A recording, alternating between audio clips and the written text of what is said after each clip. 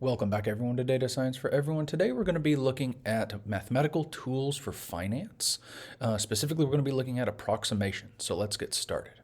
So to begin with, let's get in some basic imports. So for today, we're going to be using import numpy as np, import matplotlib.py plot as plt.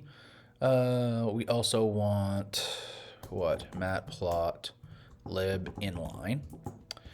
And we're also going to go on and create up some basic a data function for ourselves. And so we're going to look at a trigonometric function as well as some linearity in it. So let's go with something like a def f of x. We'll return in here np.sine of x plus 0.5 multiplied by x. And so this is going to be kind of a basic, nice little, it should be like a wavy upward signed function. And you guys can't really see me today. And let's also maybe make this just a little bit bigger for everyone. All right, and so the next thing in here is, again, the focus is going to be on approximation, okay, and approximating this particular function today. So again, you can use this with any type of data or whatnot, but again, let's just do something very simple. So first off, we're going to want to use something like a regression technique or an interpolation technique in order to do this type of predictive algorithm. And again, we're doing it very simply. So first off, let's go on and maybe create up a plotting function. So let's do something like def create plot. And again, we always, in our series, we want to, if we can, we want to keep things dry. So don't repeat ourselves, okay? Don't repeat yourself is for dry. And so we will always create up functions when necessary. Because again, we want to reuse these techniques as we go on.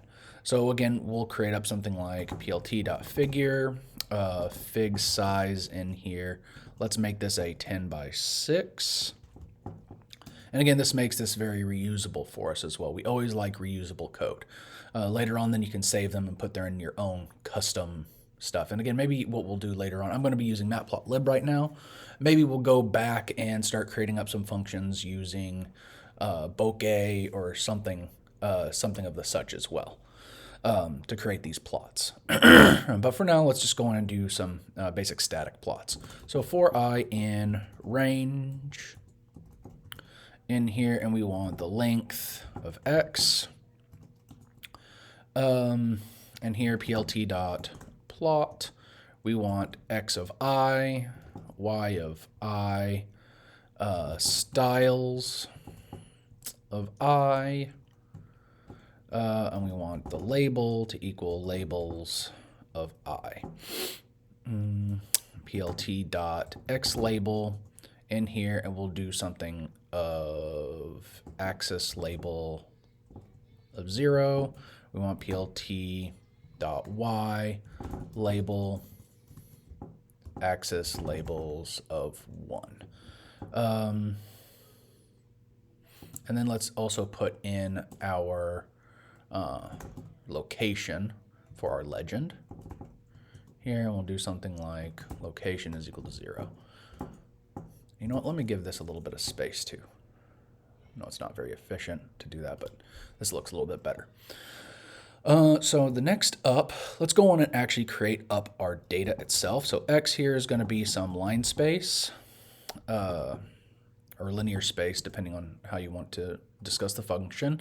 And it'll be from 2 multiplied by pi, -2 to 2 multiplied by pi as well. And we want 50 observations.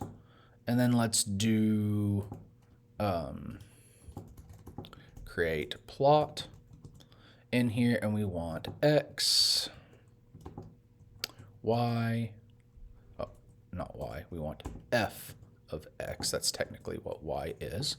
And then we want here b, f of x, And then for our axis labels, let's have x and f of x. Let's take a look. All right, and we can see here that we have a nice, again, it's kind of hard to see here, but there is a line space in here. It's going from around -6 to 6. May want to change my theme later on for this. It makes it very hard for you guys to see this stuff in here. Maybe if I sit, let me save image, just so you guys can see it this first time.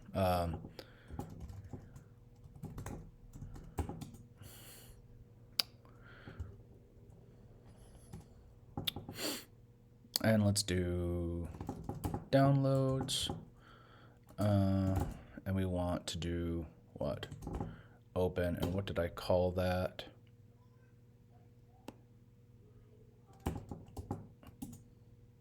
Here we go. And it's still very difficult to see on there, so I'm going to not worry about it right now. So the next thing that we're going to want to work on is going to be creating a regression, okay? So regression itself is a rather efficient tool for us. So let me maybe, give me a second and I'll type up a function in here so that you guys can take a look. All right, so I have the equation here. Let me show you this now. So again, regression itself is going to be a rather efficient tool for us to use for functional approximation.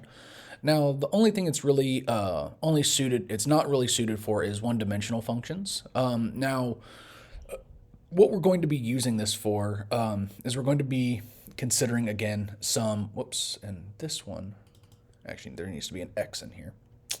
Where are you at? Let me see, I can't. Yeah, alpha. You need to go away. There we go. Okay, so let's actually maybe talk about this. This is actually a minimization problem for regression.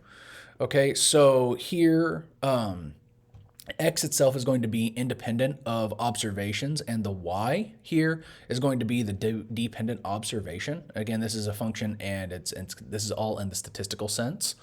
What we're going to want to be doing with this is to actually be creating up a polynomial fit, okay? Well, that's actually what we're going to be using in here when we're doing the regression. So RES, and so for example, if we want a polynomial regression for just a basic linear model, MP, we'll do poly fit x f of x of degree is equal to 1, and we'll do full is equal to true. Now, full in this sense, okay, is going to be returning us some diagnostic information that's going to be useful to us as well. So when we want to do this, we can actually take a look here. Here we see that we have a nice array in here. And this is going to tell us, for example, we can compare our regression results from our original function. Now, of course, with linear regression, cannot account for this sine function that we have. So again, it's going to be pretty bad in that sense. But we can do something like ry is equal to mp dot polyval in here, res of 0. And we want x. And so we can actually check in here. Now we actually created up some y values for this. And let's actually compare this now to the function that we have. So let's do create plot in here, and we have x. We want f of x and ry. Then we want in here b. Let's do b, r. And then we want here f of x, and then we want in here, I'll say regress here for our regression, and then we also want in here our x label to be x and our y label to be f of x, and this needs to be inside of a list. So let's take a look. Now you can see here that our, and let me change this to linreg for linear regression. You can see here that it definitely does not fit what we want in here. So again, here we are fitting up our our linear regression. Okay. Here we also look at, this is the full results. Okay, now what we actually have in here, let me talk about this a bit, is it has the full parameters. Okay. Then we also have in here our residuals. Okay, we have our effective rank, our singular values, as well as our relative condition number. Okay, and so we'll talk about these a little bit more later on. And then what we're doing here, again, just a quick overview of this, is evaluating our regression parameters. And so we can actually see that, again, it's not great. Okay, maybe we want to change this up. Instead of this being a solid line, let's actually change this to a dashed line so that we can look at it a little bit better. And again, you can see that this is definitely not the best thing to do. So now let's maybe take into account more of this sign coefficient that we have in here. And again, we're doing this as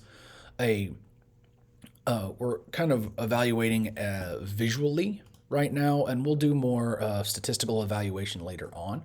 So let's take into account that sign part, okay, of the example. So let's do a higher order functions. So let's do np dot polyfit x f of x, and let's do degree here of 5.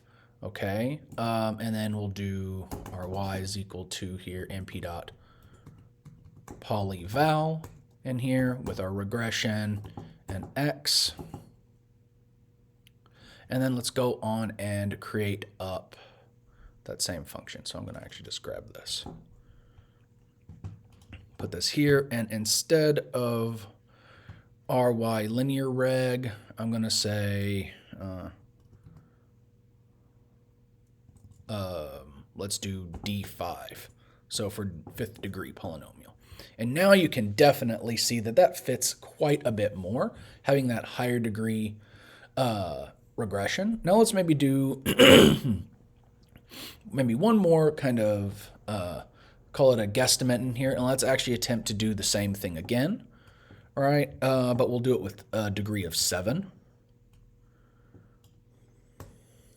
All right, and so again, I'm going to grab this. And again, if you're going to be doing this a lot more, again, I would say make a function for it. Whoops, I didn't run that. There we go. So now you can see that this is definitely a lot closer. So a couple other things that we may want to do here is take a look at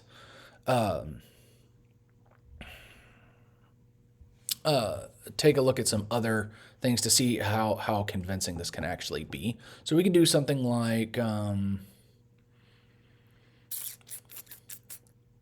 let's see, first we want to check, let's do this, np dot all close f of x and r of y in here. And this is actually going to check the function, okay, and the regression values are same, okay, or at least close. And this gives us false, because again, they're definitely not, if you notice here, they're definitely not that close. Now we're going to also calculate up, let's calculate up the mean squared error here. So let's do something like np.mean. We want f of x minus ry squared. And again, here you can see our mean squared error here, and again, it's quite small. So this is, and again, I know that we can do all of this with, for example, scikit-learn, those types of things, but with these very simple functions, okay, it's very nice just to do these mathematically with NumPy. It seems to be a little bit more fun. So if you guys find this helpful, please comment, subscribe, hit that like button, and I will see you guys next time. Bye-bye.